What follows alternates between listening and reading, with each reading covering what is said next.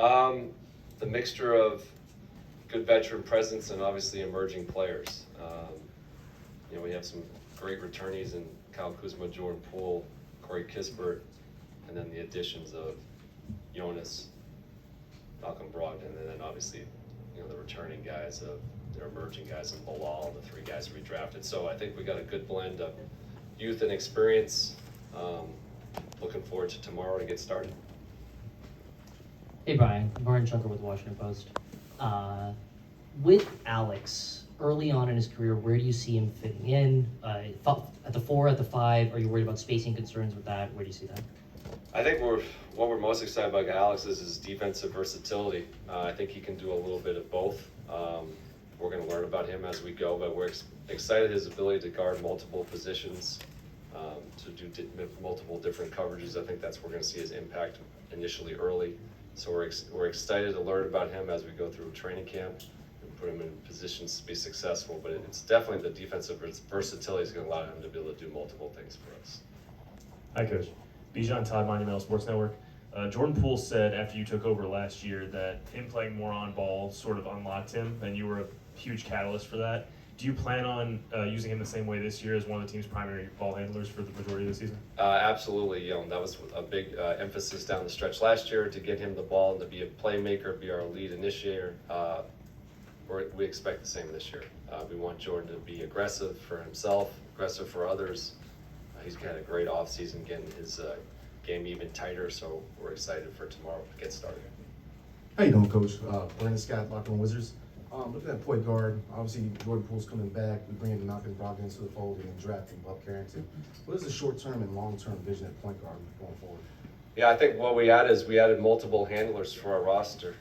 Guys who we want not just one guy making the plays. We want a team full of playmakers. So we'll see those guys on the court together. I think that's how the NBA is going. You want versatility at all positions, guys who can make decisions, guys who have length, size. So I think we've added some of that, and definitely with those three you're speaking specifically, they're all going to be initiators. They're all going to be handlers. They're all going to be having the ball and playing off. I think that just builds to a tougher unit to defend as we build our team. But those guys have some unique strengths, so we're going to use them. Brian, what are your initial impressions of Bub Carrington? A guy who loves to play. I think that we can see that every day from him in the gym. You guys have seen that a little bit summer league, and you saw that at Pitt. This is a guy who brings tremendous joy, but also a competitor, someone who's got an edge to him, who wants to compete, who's not afraid of the moment. He's got a little bit of that Baltimore toughness, and we're excited to have him for sure. I know it's early yet, but what are some areas where you're looking for him to improve on early in the preseason and early in the regular season? I think it's not just for him, but it's our whole roster. We got to get better defensively. That's an area we definitely got to see some growth this year. And he's, being the guy who's going to be the, point at the top of the defense, being someone who can pressure the ball, fight over screens. Those are the things we're looking to see. But, he's someone who's got size and length to do that, and we're going to expect him to show that early on. Specific to Brogdon, the numbers suggest he's pretty good at driving, and he's also a willing passer when he does drive. What can that do to your offense? It's just another guy who can attack the rim and put pressure and collapse the defense. As many of those guys you can have on the court as possible. So that's one of the reasons we were excited to add him. He's just a guy who obviously knows how to play, but this guy's always in his career has been able to put pressure on defense, not only just for himself, for others. He's got a big, strong body, quick first step, a strong driver, and I think that's going to start our ability to break down defenses better. So that's a great addition for our team. Brian, slowly, it's not there yet, but slowly the roster's getting younger, and I wonder how that kind of changes the teaching points and the points of emphasis that you as a staff are going to be making as the season goes along. The one thing, David, I think you've been around me for a while, is we're never going to use the excuse that they're younger players. We're going to expect a lot of them from day one. We know that their progression sometimes going to be a little bit up and down, but we're going to have high expectations. We're going to start, like I said, as the defensive stuff. We're going to expect them to do that early on. We know that some of the offensive stuff for our whole team was going to be a work in progress, but we're going to coach them all the same. We're going to expect them to compete, to focus on the process of getting better every day. And I think that's 1 through 18 on the roster. And how do JV and Malcolm help you along with that? I think that first of all, that they're basketball players. These guys who are still highly skilled, have been through a lot of battles, know how to play. I think they're just gonna help us function as a team. They're also tremendous character, their work ethic, how they prepare. Those are great examples, not just for our younger players, but our whole organization. We wanna have as many of those people in our locker room as possible. Couldn't be more thrilled to have them in our group. Brian, over here, Candace Buckner, Washington Post, how are you? Question about Marvin Bagley. When a player comes in with certain expectations and may not live up to those expectations, but has to continue his career, you know, as in a different role, how does he, you know, kind of make that shift and be successful still as an NBA player, but just not who people thought he was? Yeah, we obviously got Marvin, you know, in the trade last year through the season. You know, hadn't worked with him, coached against him, obviously. And what I loved about Marvin very quickly is he was a guy who was totally into the process of getting better, who was locked into some of the things that we wanted to do. And he became, you know, someone who I noticed very quickly that could help be an example for what we're trying to build here. So for whatever experiences, you know, him being drafted maybe higher in the past, this was something that I was not like surprised, but I was like, this is a guy who's just focused on his craft. And then for us, he produced for us really well. Anytime, you know, he got in there very quickly, and when I was able to get him time, which it was a tough acclimation, just throwing him out here in a very short time, he was producing very quickly. I expect Marvin to keep getting better. He's still a young player in this league. He's not someone who's 35 years old. And this is our whole thing for our whole organization, is that we expect progress year to year, week to week, month to month. This guy had a great summer.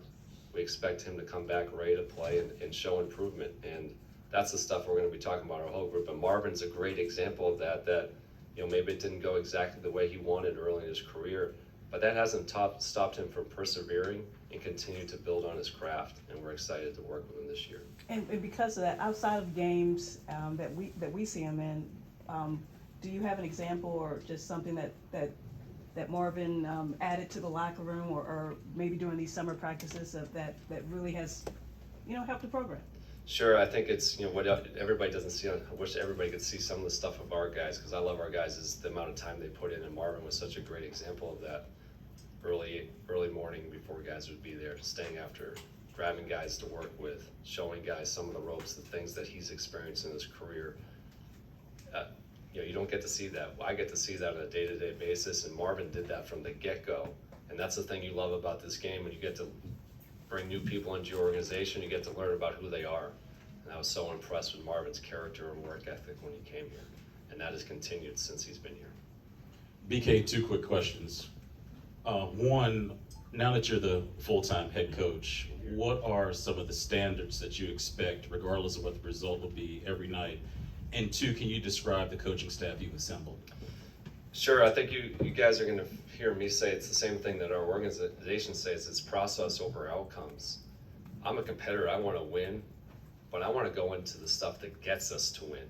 And what does that look like on a day-to-day basis? How we prepare, how we handle practices, how we handle shoot-arounds, how we handle film sessions. Those are the things that's gonna build us to be a sustainable winner. And that's the stuff that we're focused on a day-to-day basis. The second part was the part of the staff. This was something that was very deliberate with myself and Will and Michael and how we built this out.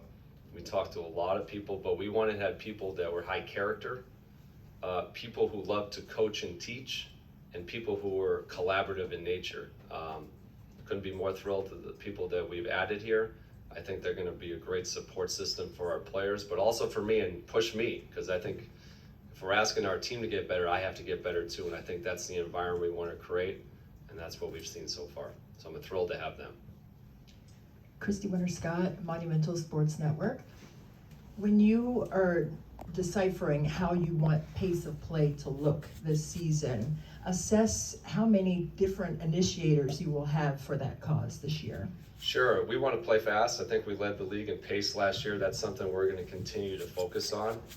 You know, I've had a couple questions about some of the additions to the roster. We have more guys who can make decisions, so I'm not gonna give you the list of everybody, give my scouting report away, but we're gonna have multiple people who are gonna push and handle, especially off the rebound to start the break. Always starts with our defense. You're gonna hear me say, once we can rebound and we have certain guys who can get on the boards, I'm gonna allow them the freedom to bring it up and make plays. The list is longer than last year, I'll put it that way. Brian, you talked about players.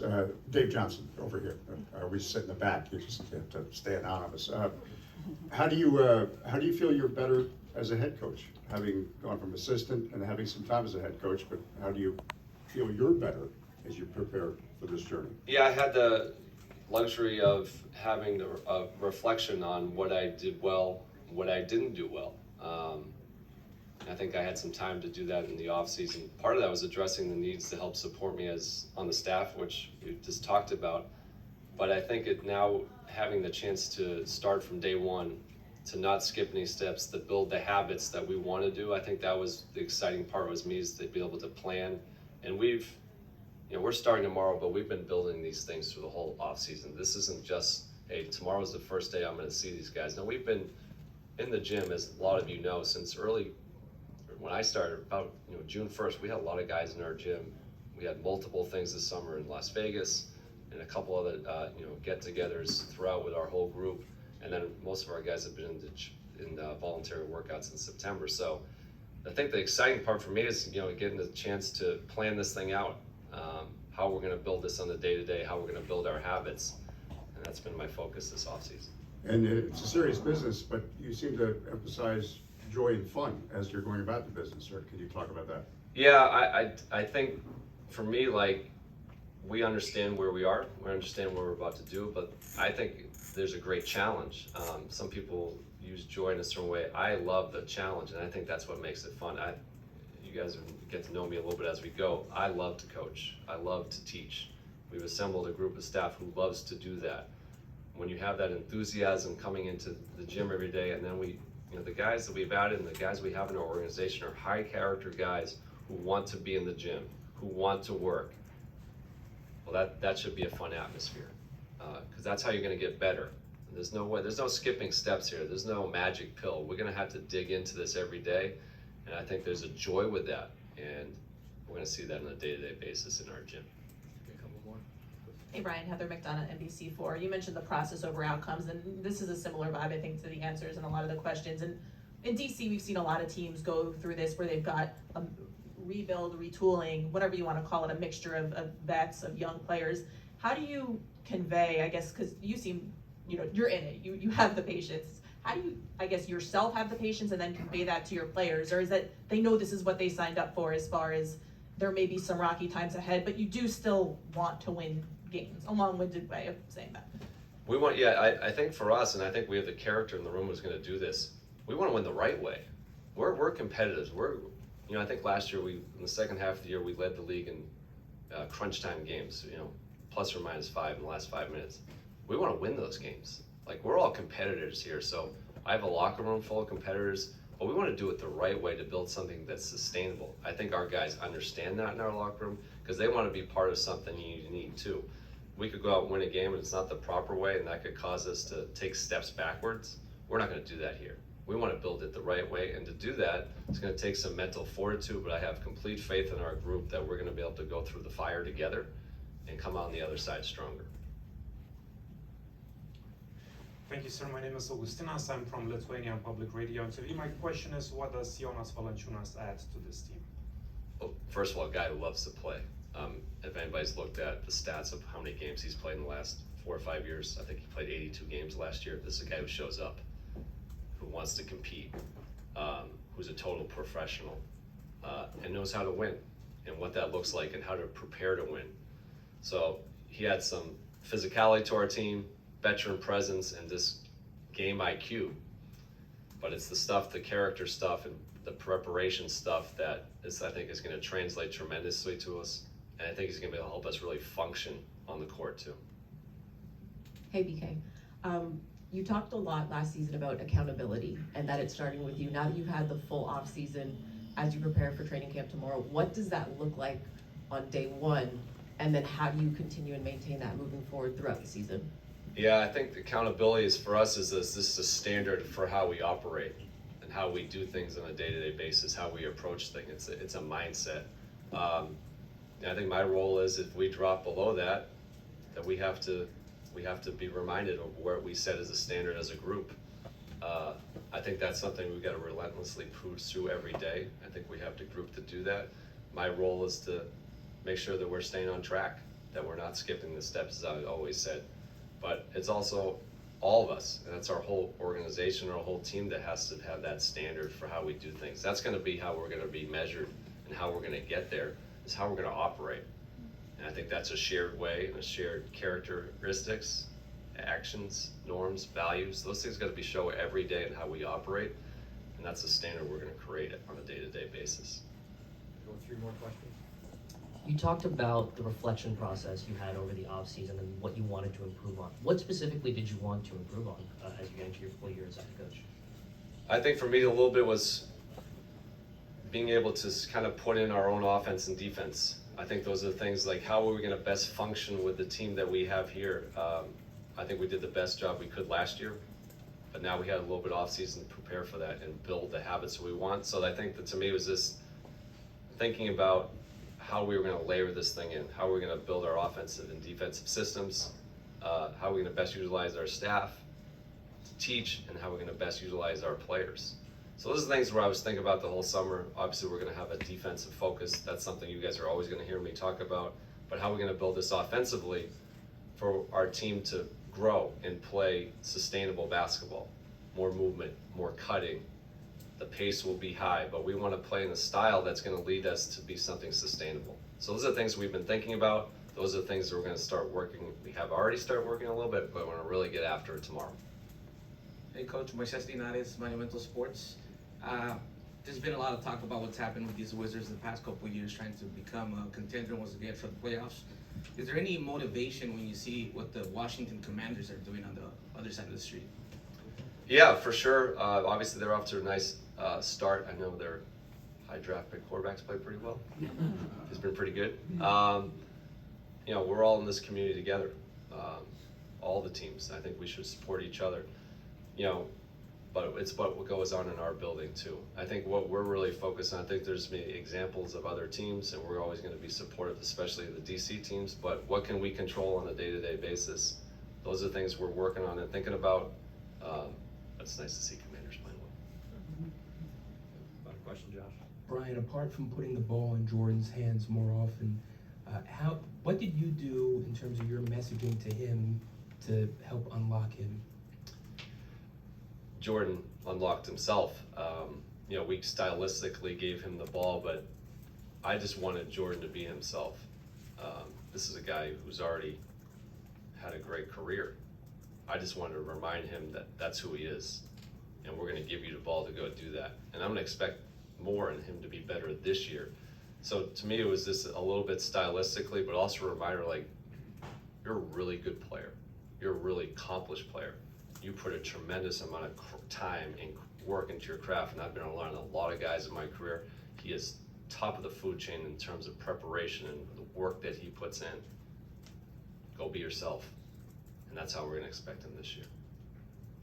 Thank you, everyone. Appreciate everybody coming out today. Really do. Players will be coming soon.